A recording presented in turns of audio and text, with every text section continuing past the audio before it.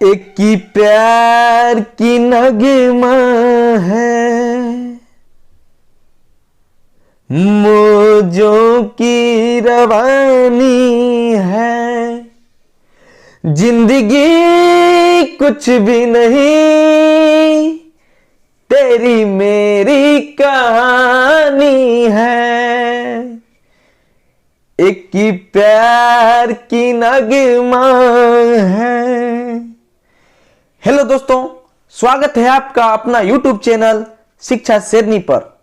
दोस्तों, आज हम 12वीं कक्षा के हिंदी के काव्य खंड के कड़वक चैप्टर को पढ़ेंगे। तो चलते हैं कड़वक की ओर।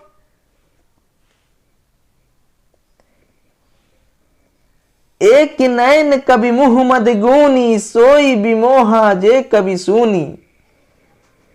एक आंख का होते हुए भी मुहम्मद कवि गुणवान थे, गुणी थे।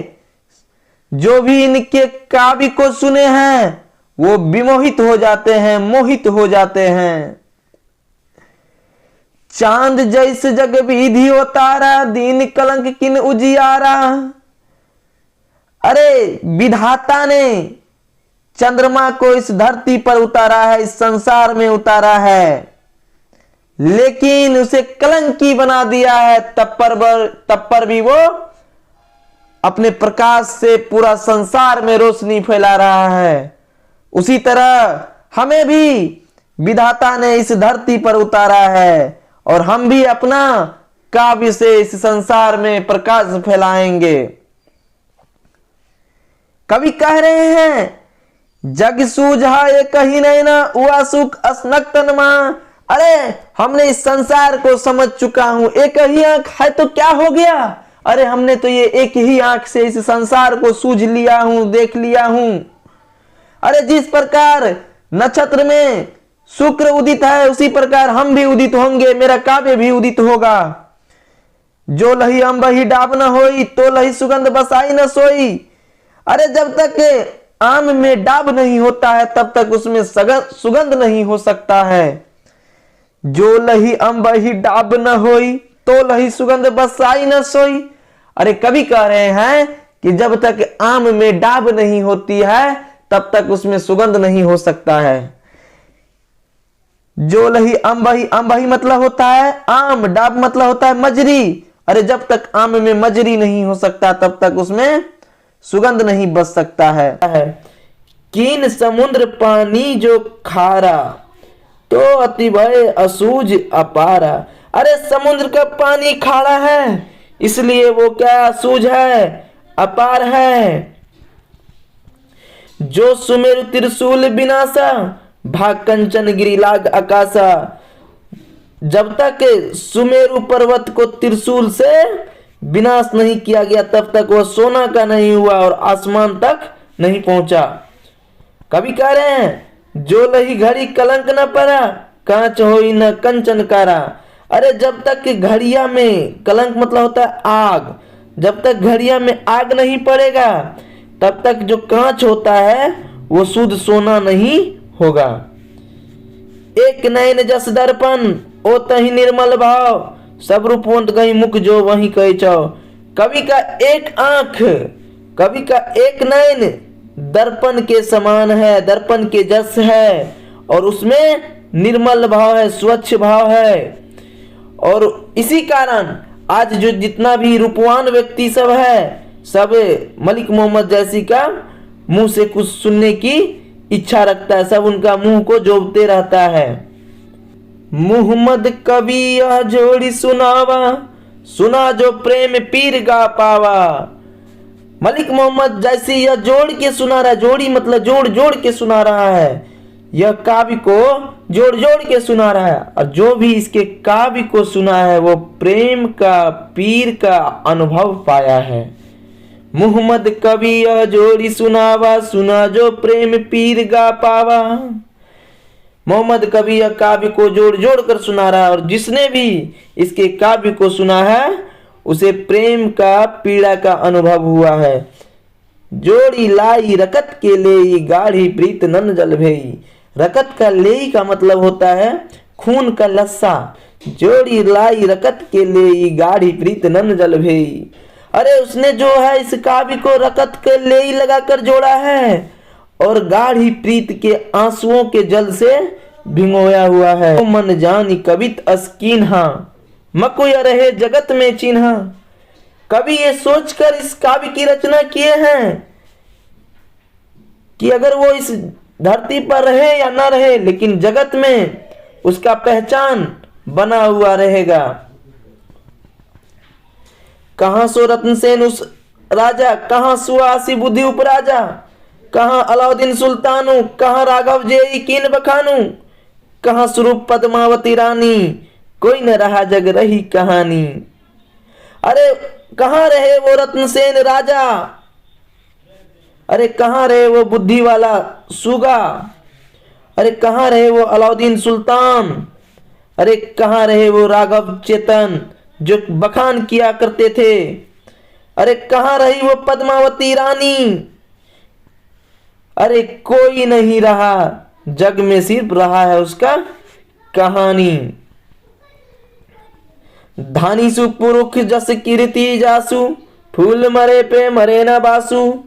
अरे वो पुरुष धन्य है जिनका कीर्ति आज भी इस धरती पे जीवित है। जिस तरह फूल मरे पे मरे न बासु, जिस तरह फूल मर जाता है उसका सुगंध नहीं जाता है, उसी तरह वो आदमी भी धन्य है जो इस धरती पे अभी नहीं है, लेकिन उसका कीर्ति आज भी इस धरती पर मौजूद है। केई न जगत जस बेचा, केई न लीन जस मोल, जो यह पढ़े कहानी हम सुमरे दो बोल। कवि कह रहे हैं अरे इस धरती पर, इस जगत में, इस संसार में कोई भी नहीं जस को बेच सका है और कोई भी नहीं जस को मोल ले सका है। जो यह पढ़े कहानी हम सुमरे दो बोल। और कवि कह रहे हैं कि जो भी यह कहानी को पढ़ेगा ना, हमें दो शब्द में जरूर याद करेगा। कवि यही सोचकर इस काव्य की रचना किए हैं। तो चलते हैं दोस्तों आगे, इस चैप्टर के कुछ क्वेश्चन आंसर हैं उसको हम लोग देख लेते हैं। कवि अपनी एक आंख की तुलना दर्पण से क्यों की है? कवि ने अपनी एक आंख की तुलना दर्पण से इसलिए की है क्योंकि दर्पण स्वच्छ व निर्मल होता है, उसमें मनुष्य की वैसी ही प्रतिछाया दिखती है जैसा वो वास्तव में होता है। कवि स्वयं को दर्पण के समान स्वच्छ व निर्मल भावों से ओतप्रोत मानता है। उसके हृदय में जरा भी कृत्रिमता नहीं है। उसके इन निर्मल भावों के कारण ही बड़े बड़े रूपवान लोग उनके चरण पकड़कर लालसा के साथ उसके मुख की ओर निहारते हैं। पहले कड़वक में कलंक, कांच और कंचन से क्या तात्पर्य है? पहले पद कड़वक में कलंक से तात्पर्य कवि के एक आंख का होना है। कवि मलिक मोहम्मद जायसी कहते हैं कि जिस तरह चंद्रमा को कलंकी विधाता ने किया, उसी प्रकार हमें भी विधाता ने कलंकी कर दिया है। परंतु चंद्रमा जिस तरह प्रकाश ही करता है, उसी प्रकार उसे एक ही आंख में सारा संसार दिखता है। वह नक्षत्रों में मध्य में शुक्र की तरह उदित है। कांच से तात्पर्य कच्ची धातु से है जो तपने पर ही चिकना बनता है, उसे मैल निकलता है, जैसे सोना तपने पर ही कुंदन बनता है। वक्त में व्यंजित जैसी के आत्मविश्वास का परिचय दें। जैसी अपना परिचय देते हुए कहते हैं कि एक नेत्र के होते हुए भी वह गुणी है, उनके लिए एक नेत्रहीन होना दोष नहीं है। जिसने भी उनका यह काव्य सुना वह मोहित हो गया है, विमोहित हो गया। जिस प्रकार चंद्रमा कलंकित है पर अपनी प्रकाश से संसार को प्रकाशित करता है, उसी प्रकार मैं भी कलंकित होते हुए इस संसार में काव्य को प्रकाशित करूंगा। मुझे एक ही नेत्र से संसार दिखता है। इस प्रकार मैं नक्षत्रों में उदित हूँ। जब तक आम में डाब नहीं निकलती तब तक उसमें सुगंध नहीं होता है। अरे विधाता ने समुद्र को, जल को भी खारा बनाया, तब पर भी वह असूझ है, अपार है। जब इंद्र ने अपने त्रिशूल से सुमेरु पर्वत को नष्ट किया, तब वह स्वर्णगिरी होकर आकाश तक ऊंचा हो गया। जब तक घड़ा में आग नहीं पड़ता तब तक वह कच्चे सोना नहीं बनता। कवि ने किस रूप में स्वयं को याद रखने की इच्छा व्यक्त की है? इनकी इच्छा का मर्म बताएं। अरे जिस प्रकार फूल झड़कर नष्ट हो जाता है लेकिन उसकी खुशबू रह जाता है, उसी प्रकार कवि यह कहना चाहता है कि एक दिन वह नहीं रहेगा पर उसकी कीर्ति सुगंध की तरह पीछे रह जाएगी। क्योंकि कवि ने इस काव्य की रचना अपने कलेजे के खून से रचा है। उसकी यह इच्छा है उसके जीवन के बाद उसकी यह कीर्ति एक की याद बनकर रह जाए, उसकी कीर्ति और यश इस धरती पर फैला रहे। यही कवि की इच्छा है। व्याख्या करें। जो लही अम्ब ही डाब न होई, तो लही सुगंध बसाई न सोई। प्यारे बच्चों, अभी हम बताए थे कि जब तक के आम में डाब नहीं हो सकता है तब तक उसमें सुगंध नहीं बच सकता है। प्रस्तुत पंक्तियां मलिक मोहम्मद जैसी रचित पद्मावत के स्तुति खंड से ली गई कड़वक की है। कवि एक विनम्र स्वाभिमान के साथ अपनी रूपहीन और एक आंख के अंधेपन को प्रकृति प्राप्त दृष्ट दांतों द्वारा महिमान्वित करते हुए रूप से अधिक अपने गुणों की ओर इशारा करता है और साथ ही संदेश देता है कि व्यक्ति तब तक गुणवान नहीं बनता जब तक वो अपने को सोने से तपाकर कुंदन नहीं बना लेता। इसी के गुण व्यक्ति आत्मविश्वास से भर जाता है। आम में निकोली डाब पर उसमें सुगंध आती है। कवि के अनुसार नुकीला डाब ही तपना है जिसके कारण सुगंध आती है। नुकीली डाब दोष है और सुगंध गुण। जैसे लोहा, सोना आदि कच्ची धातु को गलाने पर, आंच देने पर उस धातु के मैल कटकर ऊपर आ जाते हैं, उसी प्रकार कवि की एक आंख यदि अवगुण है, दोष है, तो दूसरी आंख गुण है।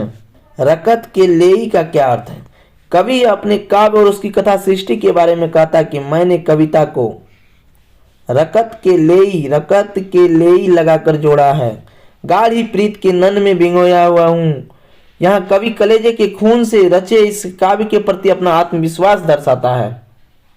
मोहम्मद कवि जोड़ी सुनावा। कवि ने जोड़ी शब्द का प्रयोग किस अर्थ में किया?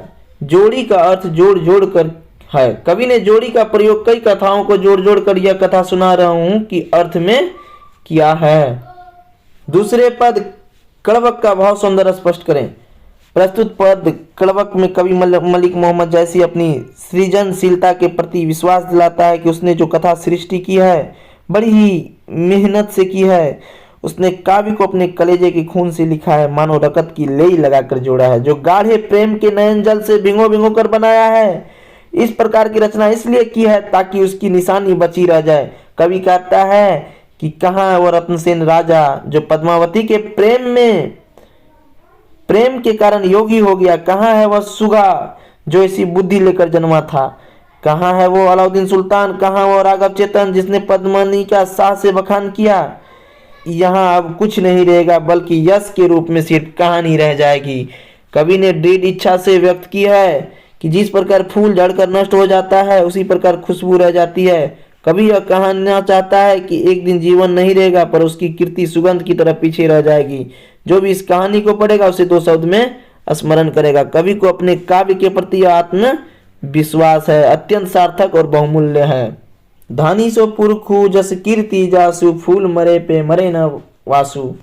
प्रस्तुत पंक्तियां सूफी कवि जैसी के पद्मावत के उपसंहार खंड मोहम्मद कवि या जोड़ी सुनावा से ली गई है।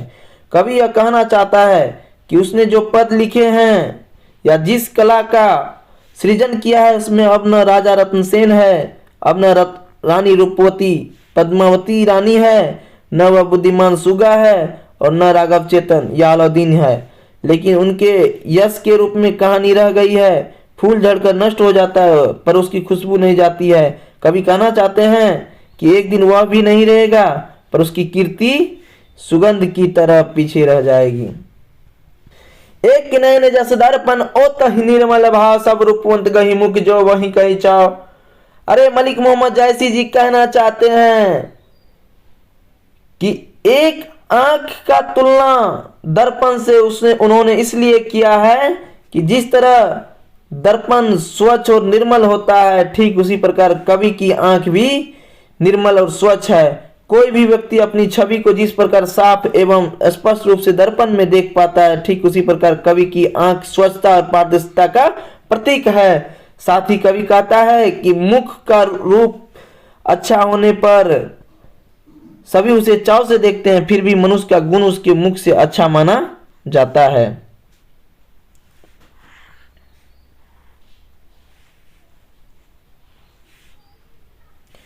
जो लही अम्ब ही डाब न होई, तो लही सुगंध बसाई न सोई। कवि कह रहे हैं अरे जब तक के आम में डाब नहीं होगा तब तक उसमें सुगंध नहीं हो सकता है।